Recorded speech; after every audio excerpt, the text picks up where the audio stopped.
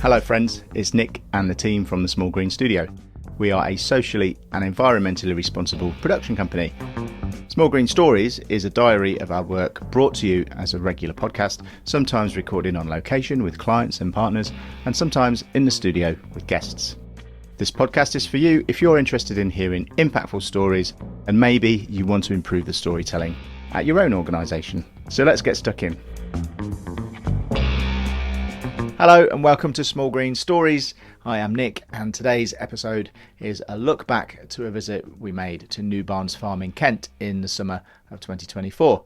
The farm is run by partners Elvis and Kresse, who have over time developed it to be a place where they design and manufacture luxury goods. So, bags, wallets and accessories.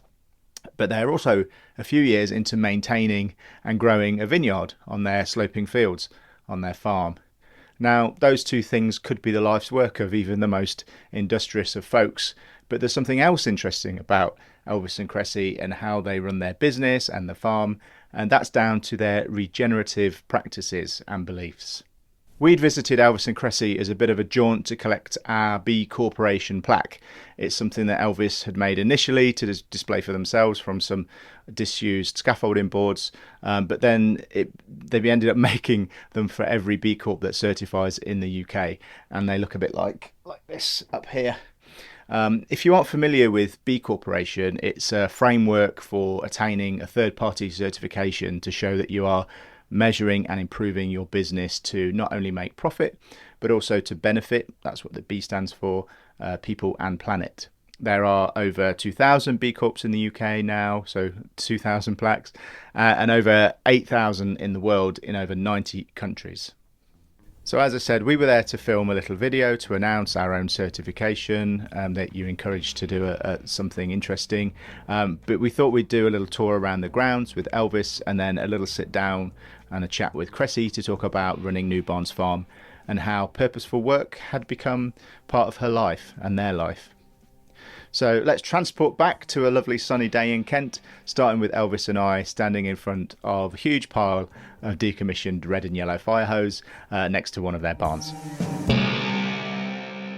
At Elvis and Kresse, we make luxury goods made from waste materials. We rescue materials, we transform them into incredible new products, and we donate 50% of our profits to charities related to the raw materials.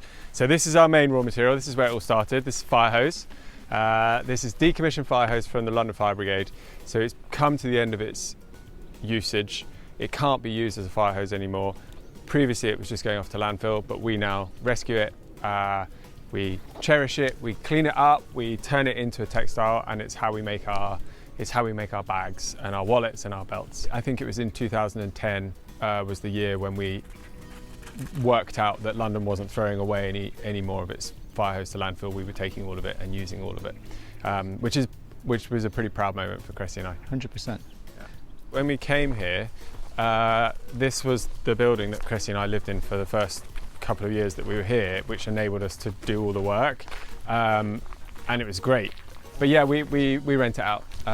It's a little bit of additional income to the diversification of the business.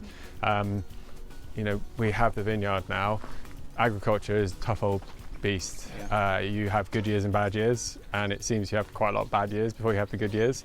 And so the great thing about our business model is that we have all these complementary parts to it, so that if you're having a slightly difficult time with one, hopefully you're having a good time with another, and you create then a sustainable business. Can I ring the bell? You can ring the bell.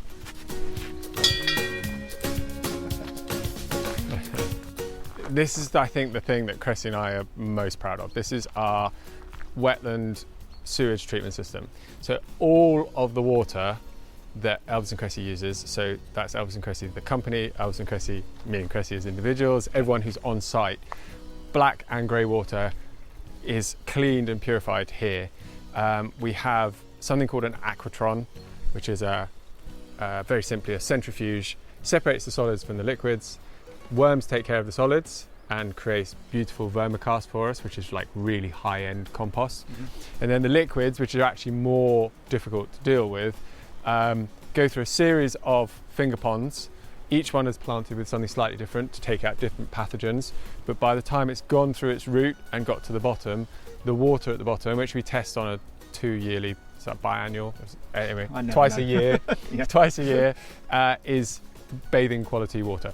Amazing. So you could have the Olympic triathlon in there.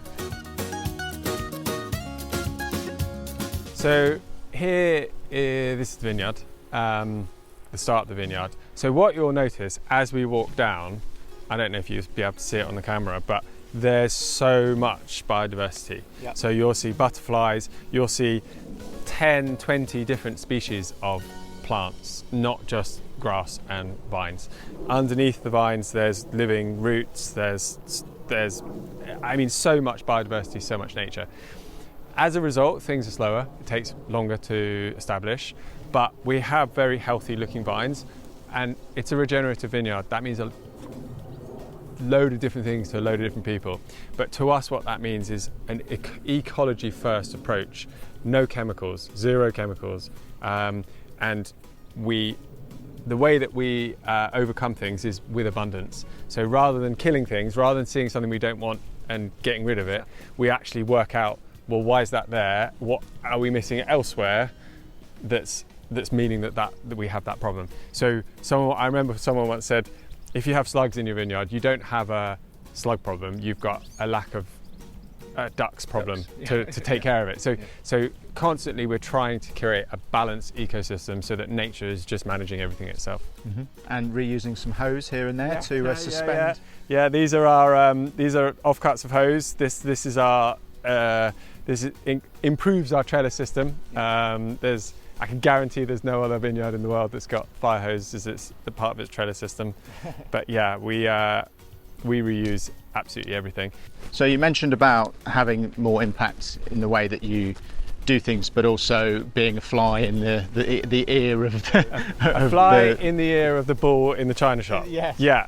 The farm is new and the farm is unproven. It's proven in many ways, in terms of biodiversity, in terms of carbon in the soil, in terms of soil health. We can prove that, how we're improving that year on year. But realistically, unless you've got product, grapes for the vines, it's not really proven. So we are on that journey, and we will eventually get there. The Elvis Kresse, the recycled fire hose, handbags, luxury accessories business has been going for 19 years. So that is now a proven business plan. So we always thought at the beginning we would become the new big luxury house, and that's how we would have the biggest impact. But that takes a long time, a really long time. You know, the big luxury houses don't come out of nowhere. Yeah. The history is what gives them their veracity, their validity. So we don't have time to do that. So we want to then impact those businesses. If we can make them think, right, so how would Elvis Kresse be doing this? What's a better way of doing what we're doing? What's an approach? And because we were told that there's no way you can make luxury products out of waste materials, and there's no way you can give away 50% of your profits. It just won't work. That was the beginning, that's what we were told. And we are, and we do, and we continue to. So if we can influence people, that's the impact I think that we can have. That's the biggest impact we can have. Lovely. So here's the straw that's gone down. Oh, yeah, so you can see this is the straw. This is fresh straw that's gone down, and largely we're getting straw from farmers that they can't really use because it's not last season's but the seasons before. It's been stood in the field, it's been stood in the wet. You can't really feed it to cattle. You can't really use it as bedding because it's got issues. But we love it because it's full of biodiversity, it's full of microbiology, it's full of worms, all these things that are actually just going to help our soil. So it's great, and it really works. Slight problem with it is that the pheasants there's a chute over there. The pheasants love to come and nest in it and mess up all our lovely piles. But yeah, it's working, it's great. It's highly, highly labour intensive, but it means we don't have to water as much, so there's fewer tractor passes, less fossil fuels uses, there's less compaction, there's benefits to it. I mean, if we weren't doing this, we'd have to keep the grass down using strimmers or something, but we normally have sheep in the vineyard, so you can see here These are electric fences. They're not turned on. Yeah. So what we do is we keep the sheep in one of the rows. They will munch their way through, and then after a day we'll move them to the next one. So they're constantly moving ahead, constantly getting fresh pasture. But this year, these are going to become, the canes will become the trunks. So we want these to set. So we don't want the sheep to come along and munch the top. Sure. When they're up here, they won't be able to munch the top, which is fine. And they will actually eat the suckers that we would have to manually take off. They do that for us. Yeah, so I mean here, for example, you've got something's been digging in there. Yeah.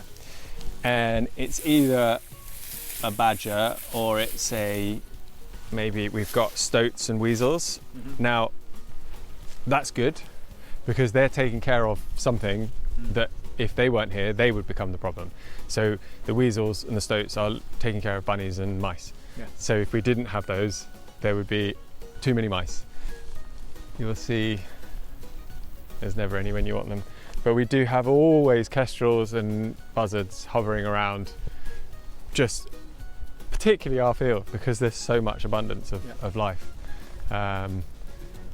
which is wonderful. We had a bird survey done and they found, Cressy's got the results, but I think it was one bird from the red list, so highly endangered, and 2 or 3 species from the amber list, which is excellent because it's only a small patch of land. Sure. So if we can be having that kind of impact, then that's wonderful. This is the lower end of our sewage treatment system. I mean, it's beautiful. You can testify that there is zero smell, and we are downwind of it as well. Yes, we are downwind. So we had a newt survey done. Like, people approach us and they want to do stuff. They hear that we've got ponds, So we said, yeah, of course you can come. And the guy came, and the importance of newts. And actually, a friend of mine said, why does it matter whether you've got newts or not? And they are really an indicator species. So if you think of a pyramid, they're right at the top and they need all of these things to survive, and all of those things need something else to survive. So if you don't have a healthy ecosystem from the bottom, then you're not going to have newts at the top.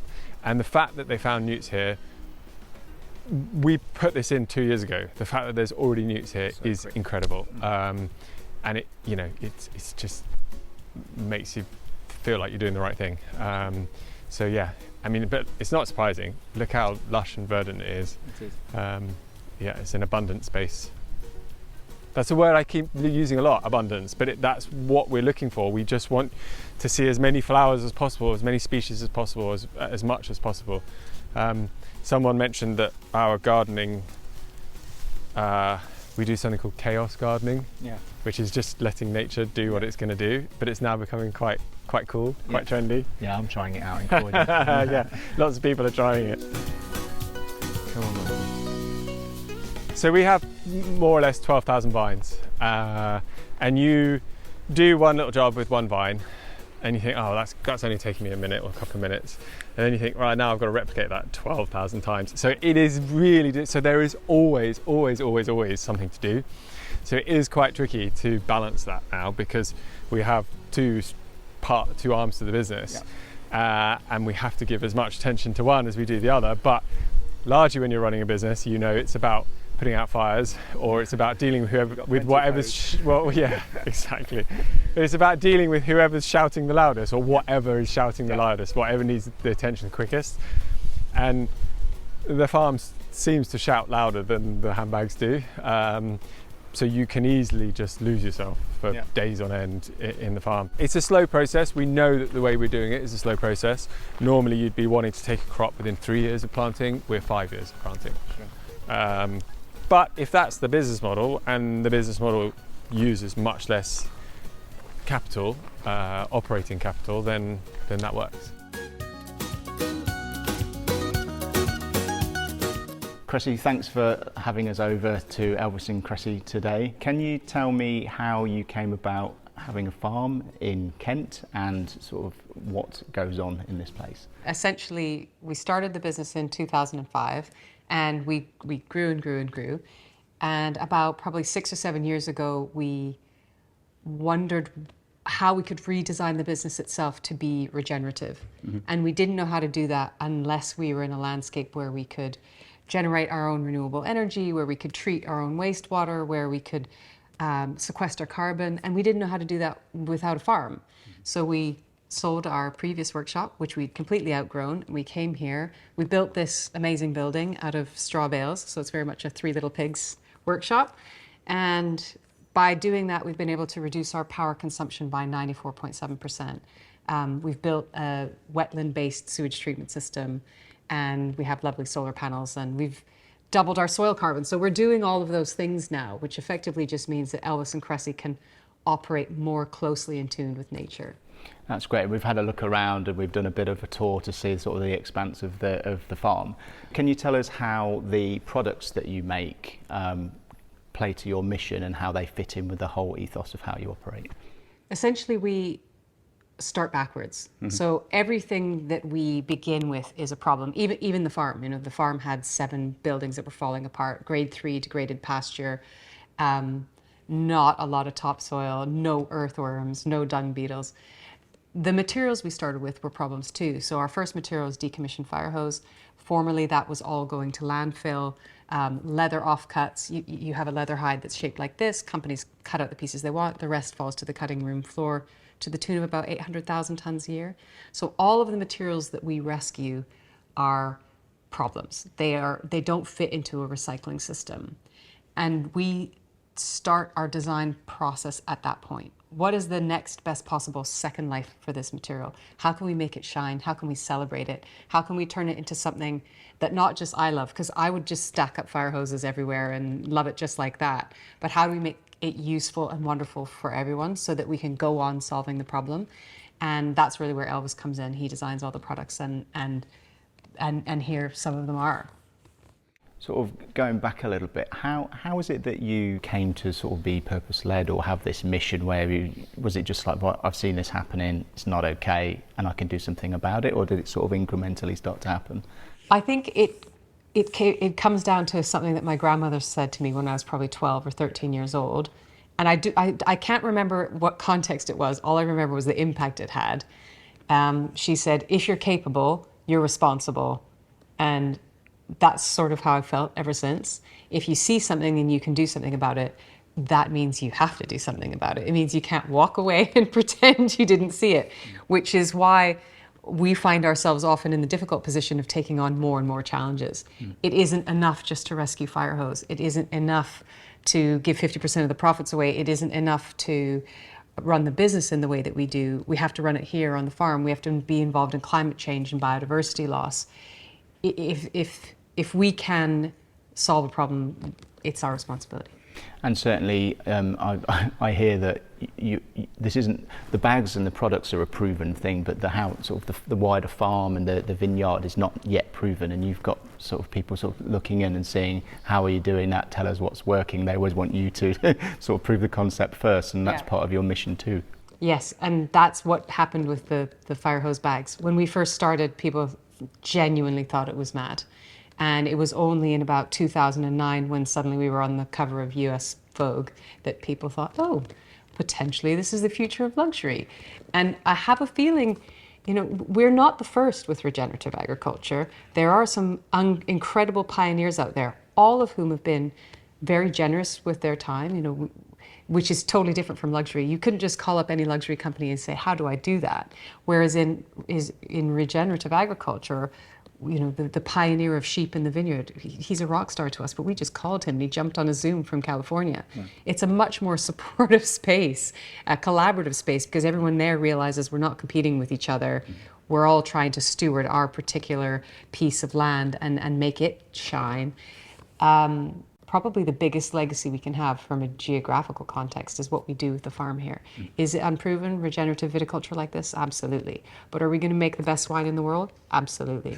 I look forward to sharing a glass. Yeah, me too. So talking about, one of the reasons that we're here is because you make these fantastic plaques. They're sort of a souvenir or a memento or keepsake for becoming a certified B Corp, which the Small Green Studio is now. What advice would you give to us who lost very green, literally, that we've just started on our journey with B Corp?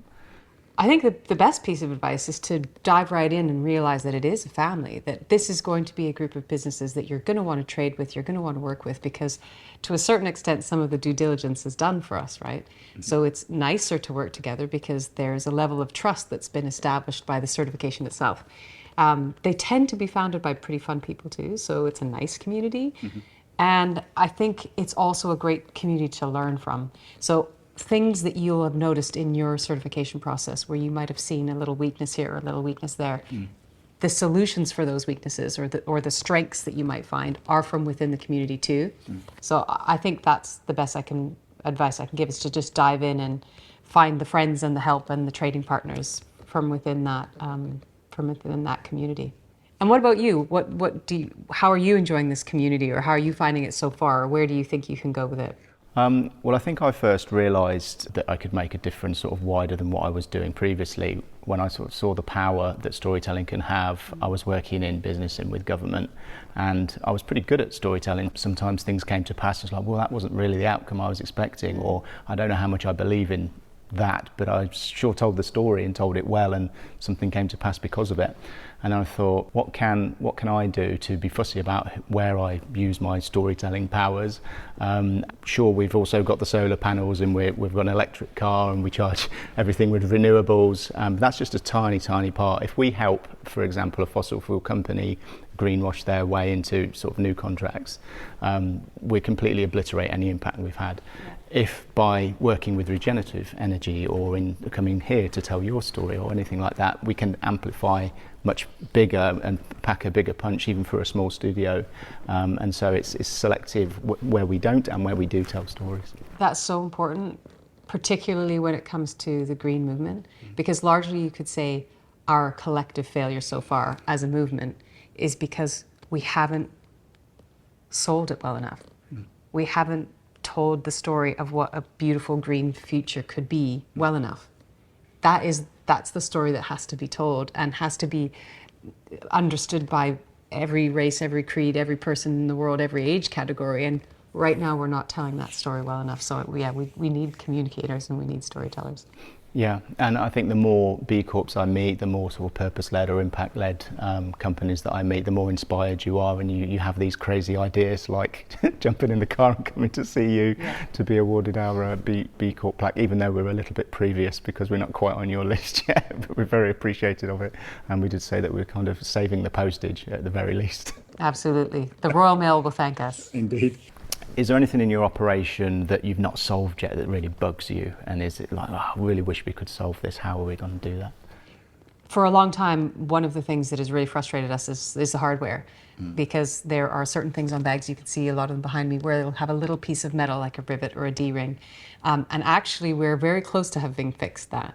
During the pandemic, we worked with Queen Mary University to invent a solar-powered microforge so that we could collect aluminium cans that had been littered into the environment, and we could melt them down using only the power of the sun and create new hardware. Where the forge is done, the forge works, but the casting is proving a bit difficult, so we're working on the casting now. So that's something that you could say was a 19-year annoyance that we're finally getting to, and definitely something that we will be doing differently as soon as we've got the casting techniques down.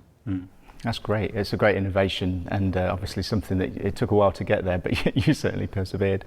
Thanks so much for talking to us, and we've really had a lovely time looking around, and it's just made me want to buy pretty much all of your fantastic products, so thanks very much. No, you're welcome, and we don't want you to go without your plaque, so... Oh, right, yes. Here it is. Thank you, and we can definitely save the postage now. Absolutely. Thank you. All right, we good? Yep. Thank you very much. Well done. Welcome back. I hope you enjoyed that trip around New Barns Farm. There really is so much going on there that I wasn't able to include a lot of it, or the video would have been a couple of hours long. Lots and lots of stuff. So have a look at the Elvis and Kresse socials or their website to see more about their story and what's on offer. Now, I guess luxury goods and vineyards aren't everybody's jumping off point in life, but I think the regenerative mindset can be, because it doesn't cost anything. It's interesting to hear that Kresse's inspiration for doing good in the world came from her grandmother. I think we can learn a lot from older generations, where there was less waste and things lasted longer, and where the world wasn't sort of hyper-personalised to encourage you to buy your way into oblivion. and also where people just fix stuff because it was designed in a way that it could be. I am super interested in all of this sort of stuff, so you can expect more chat on that on the podcast in future, so we can geek out with some more regenerative bods. So if you are one of those, please get in touch and we'll see if we can find a way of featuring you in your business or your exploits. Now, each episode of Small Green Stories aims to demystify some of the production techniques or decisions made in bringing the story to life. I want this to be useful to people who either make things themselves or buy in services. This particular episode is basically me repurposing some of the longer form content from our shoot at Elvis and Kresse's farm, and this happens quite a lot in sort of interview-led production. Having a longer, deeper conversation can surface the headlines and key messages that go into short form content, but it can waste the longer form conversation that could be enjoyed and learned from, but only if it's interesting, and I think it is. So here's a few tips about this episode specifically. Number one, make the most of your production time. Mobilizing a crew to film or record anything is going to be the biggest, most expensive, time consuming logistically part of your budget. So think about how you can make your story future proof or make reusable assets from it. But do take care not to pack so much in that it puts pressure on you what you're actually there to achieve as part of your brief. So we got little videos, we did some social content for Elvis and Kresse, and we got a podcast episode out of it as well. Now, number two is kind of linked to number one, and that is to think about repurposing content as much as possible across your channels. The world has an insatiable appetite for consuming content, and it can be difficult to keep up or constantly find new ideas to talk about. And often businesses, I think, feel they need to jump on trends that are often not good for their brand or reputation. So just like I did with this podcast, I've reframed it. What we recorded in a different way and adapted it for a new channel with some top and tail in the studio. Number three is something that I find myself really trying to hammer home to my clients if they're making their own videos and content, and that is that good audio is so much more important than good visuals, or rather more allowances can be made for poor visuals than poor audio. Take our walk around the farm, for example. Elvis and I both had lav mics stuck to our chest to capture our conversation, and Emily, who was filming with my gimbal camera rig, was following and capturing the visuals. But I hadn't briefed Emily to say, hey, we're going to use this whole walk around, because I actually decided that after the fact. So in some instances, she's not in a good position to frame a good shot or get us in focus. But this was intentional, as I wanted to keep the conversation flowing. The alternative would have been planning out where we'd walk and keep stopping and framing recording sections. We probably would have rehearsed that. And this is still totally doable. It's probably how I do things properly if that's the only thing we were shooting. But we didn't have enough time. And I was also trying to direct the action and have a conversation with Elvis as well. And so any sort of gnarly shots or out of focus bits we hid with drone shots that Elvis had from his surveying around the grounds or from supporting footage of the nature. So as a bit of a bonus tip, the chat I had indoors with Kresse was a 2-camera setup. One fixed to capture a wide shot to capture both of us, and Emily was panning backwards and forwards between us on a tripod as we spoke individually. This gives the perceived 3-camera interview setup. It's sometimes referred to as a fireside chat, where the interview and the subject are seen and heard and have sort of a facilitated conversation, as opposed to an off-camera interview, where the interview is not seen or heard in the final edit, but the answers offered by the subject have to incorporate the question into the response so that they make sense on their own as a soundbite. I might go into the nuances of this approach in another episode if you'd like me to, because it's a common documentary style that can be used in lots of production techniques and corporate video. So that's it for this episode. I hope it's been interesting and maybe you've learned something. I don't know. It feels like a bit of a whirlwind. But please do let us know, give us your feedback on dostuff@thesmallgreenstudio.com. You can email us with the word podcast in the subject line so it doesn't get lost.